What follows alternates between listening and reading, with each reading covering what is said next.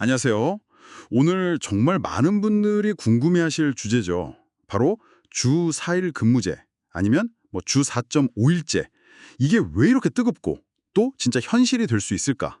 당신께서 보내주신 한국경제신문 기사를 토대로 한번 깊이 파고들어 보겠습니다. 핵심만 딱 짚어드릴게요. 먼저 직장인들 마음부터 좀 볼까요? 얼마나 이걸 원하고 있을까요? 최근 조사들 보니까 정말 압도적이더라고요. 네, 그렇죠. 그 리멤버나 사람인 같은 데서 조사를 했잖아요. 네네. 직장인들 거의 70%, 80% 이상이 다 긍정적이에요. 맞습니다. 리멤버 조사만 봐도 거의 70% 가까이가 긍정적이었죠. 아주 긍정적이 거의 절반이었고요. 와, 대단하네요. 그럼 이유는 뭘까요? 역시 그거겠죠. 워라밸. 단연 그겁니다. 워라밸 개선 이게 한 65% 정도로 가장 높았고요. 업무 생산성이 오를 거다 이런 기대도 있긴 했어요. 한 19%? 근데 더 놀라운 건요. 사람인 조사 보니까 긍정 응답자 중에 60% 넘게는 월급이 줄어도 하겠다. 네, 맞아요. 그게 참 시사하는 바가 크죠. 그러니까요. 그냥 쉬고 싶다. 이걸 넘어서는 뭔가 있는 것 같아요. 그렇죠. 단순한 희망사항이 아니라 이제 사회적인 요구로 좀 커지고 있다. 이렇게 봐야 합니다. 지난 선거 때마다 이게 공약으로 계속 나왔잖아요. 맞아요. 단골 메뉴였죠. 대한상해 조사에서도 관련 공약이 인기가 제일 높았고요. 노동계 쪽에서도 주사일제 네트워크 같은 곳 조사 보면 필요하다는 응답이 절반을 훌쩍 넘었거든요. 58.1%. 이제 개인의 선호를 넘어서는 단계인 거죠. 정치권도 그래서 좀 움직였잖아요. 예전에 민주당 같은 경우는 임금 삭감 없이 주 4.5일제 하자. 이런 공약도 내걸고 OECD 평균 수준으로 가자. 이렇게요. 네, 그랬었죠. 근데 요즘엔 약간 좀 신중해진 것 같기도 하고요. 실노동시간 단축 로드맵 마련 이렇게 좀 바뀌었던데요. 아무래도 이제 현실적인 부분을 생각 안 할 수가 없겠죠. 특히 경영계 쪽 부담이요. 아, 기업들 부담? 네. 법정 근로시간 자체를 주 40시간에서 36시간으로 줄인다. 이것도 큰 변화인데 만약에 그 포괄임금제 있잖아요. 그것까지 같이 폐지되면 기업 부담이 정말 확 늘어날 수 있다. 이런 경고가 많아요. 호갈 임금제까지요?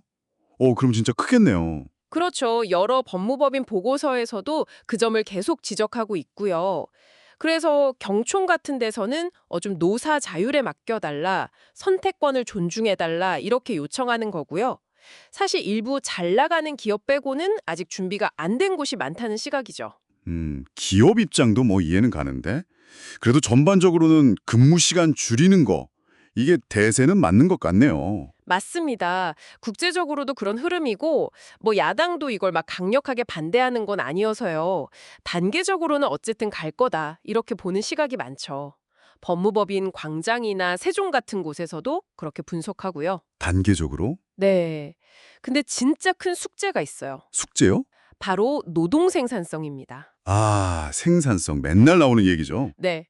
이게 발목을 잡는 건데 율촌 같은 법무법인 보고서를 보면 한국 시간당 노동 생산성이 한 51달러 정도거든요. 네. 근데 미국은 83달러 넘고 독일도 83달러 정도 돼요. 차이가 꽤 크죠. 와, 차이가 상당하네요. 전체적으로 좀 지속하기 어렵다. 그런 지적입니다. 아, 결국 생산성을 못 높이면 공짜 점심은 없다. 이런 거군요. 그렇죠. 핵심이죠. 그럼 기업들은 뭘 준비해야 할까요? 이 흐름에 타려면요. 네, 그냥 구호만 외칠 게 아니라 실질적인 준비가 필요하죠. 예를 들면 연차 사용을 더 적극적으로 권장한다든지 아니면 유연근무제를 잘 활용한다든지 인력 운영도 좀 더 효율적으로 하고요.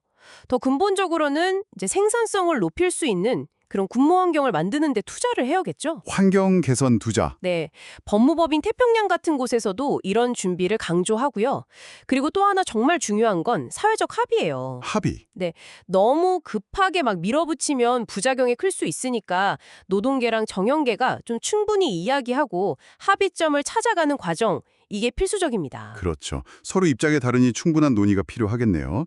자, 그럼 정리를 좀 해보면요. 워라밸에 대한 열망, 이건 정말 뜨거운데 이걸 현실로 만들려면 일단 낮은 생산성 문제, 이거 해결해야 하고 또 기업들이 느끼는 부담을 어떻게 좀 덜어줄지 이것도 고민해야 하고 마지막으로 이 모든 걸 아우르는 사회적인 합의, 이런 큰 산들을 넘어야 하는 상황이네요.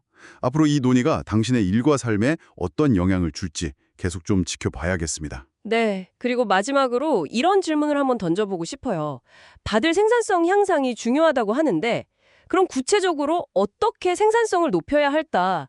이게 임금 감소 없이 근로시간 단축을 가능하게 하려면 그냥 더 열심히 일하자. 이걸로는 부족하잖아요. 그렇죠. 방법이 중요하죠. 네, 뭐 업무 방식을 확 바꾼다든지 아니면 새로운 기술을 도입한다든지 뭔가 좀 더 구체적이고 창의적인 해법, 이 부분에 대한 고민이 우리 모두에게 좀 더 필요하지 않나 그런 생각을 해봅니다.